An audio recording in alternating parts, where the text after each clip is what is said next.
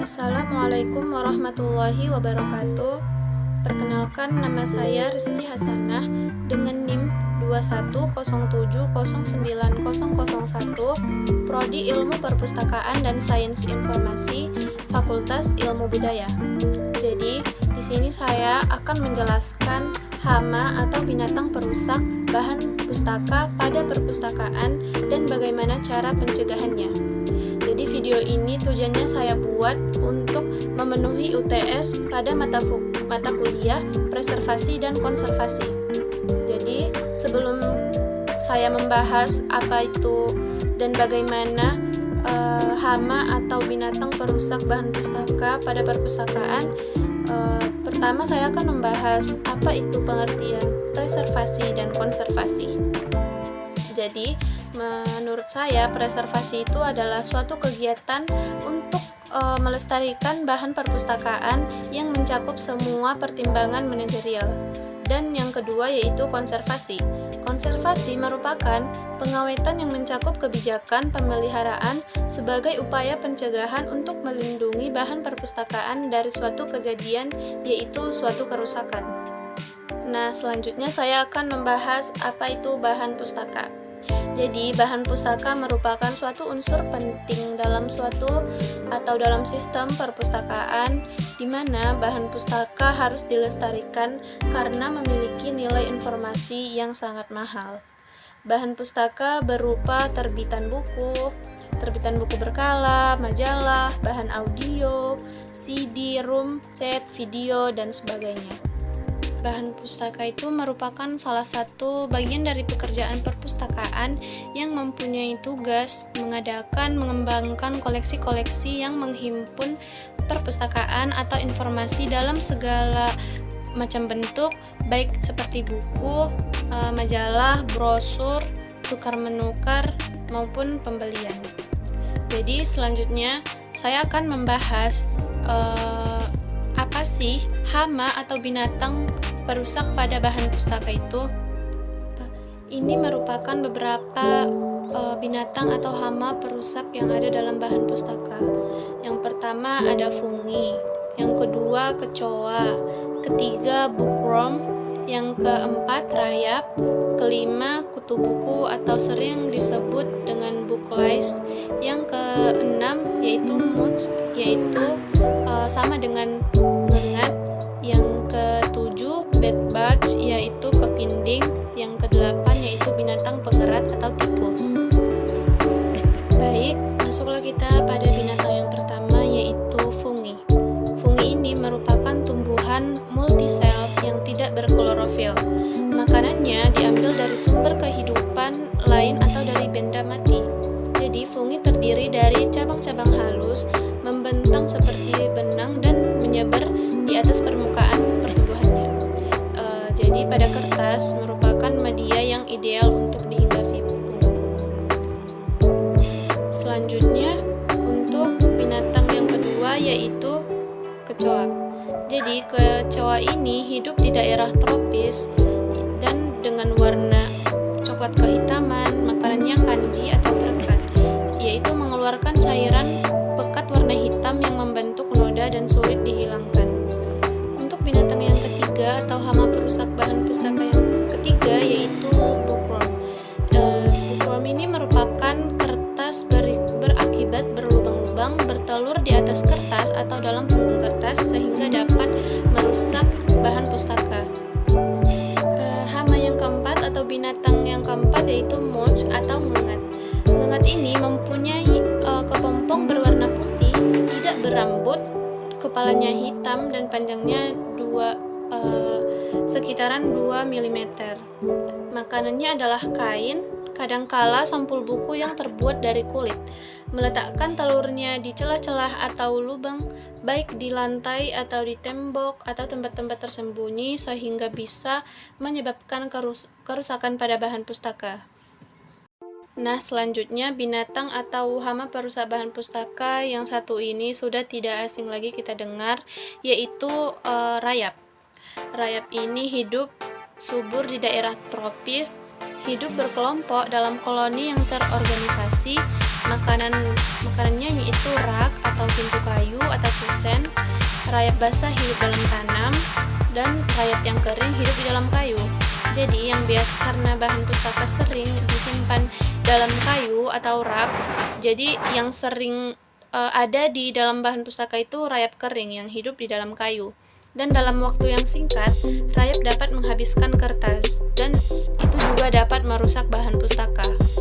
Selanjutnya, kutu buku atau yang sering disebut buku les. Ini merupakan berbadan kecil, warna abu-abu putih, badannya lunak, kepalanya besar, giginya kuat. Makanannya perekat dan kertas yang ditumbuhi jamur. Bertelur di atas kertas atau dalam punggung buku yang menimbulkan gatal. Nah, untuk jenis binatang atau hama yang terakhir yaitu tikus atau binatang pengerat. Tikus ini memakan buku-buku yang disimpan di dalam gudang atau yang disimpan dalam rak, baik itu bahan pustaka yang baru atau yang sudah dipakai. Jadi kertasnya disobek-sobek dan dikumpulkan untuk dijadikan sarang. Begitulah hama atau binatang-binatang perusak bahan pustaka yang ada di dalam perpustakaan.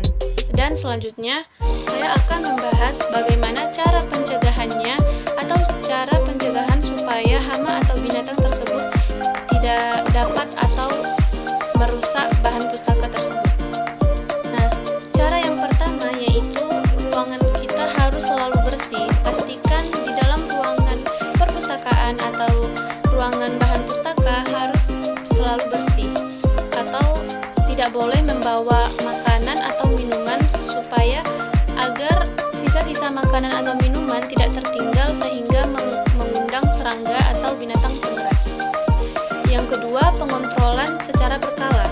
Meletakkan pada rak atau tempat yang tertentu yang merupakan bau-bauan seperti kamper, campuran kloroform.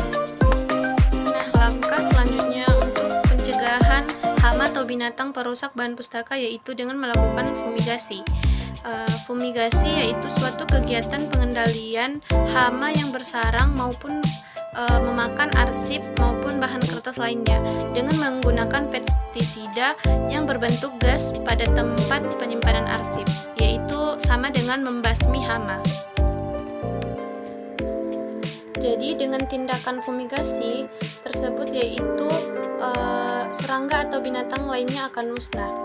Injeksi anti rayap di sekitar gedung penyimpanan, hindari rak-rak atau pintu yang terbuat dari kayu.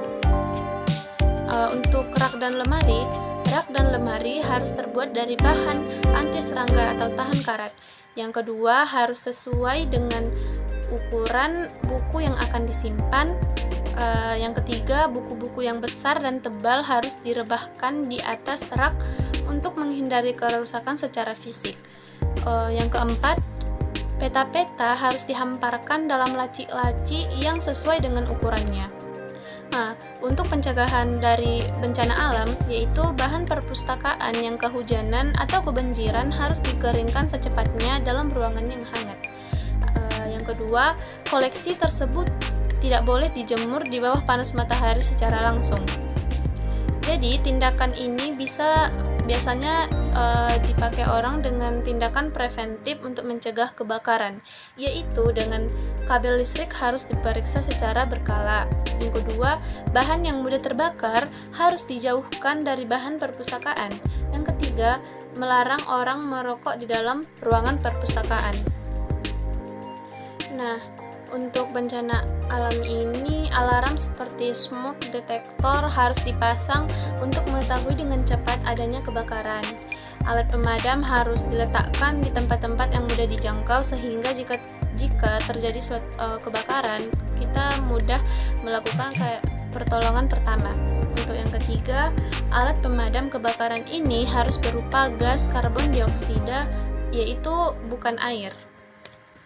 Selanjutnya, pencegahannya pada suhu dan kelembapan udara, yaitu menggunakan sistem AC 24 jam, menggunakan alat dehumidifier untuk mengurangi kelembapan pada ruangan yang tertutup. Pada volume yang kecil, dapat menggunakan silica gel untuk mengurangi kelembapan pada lemari atau filing kabinet.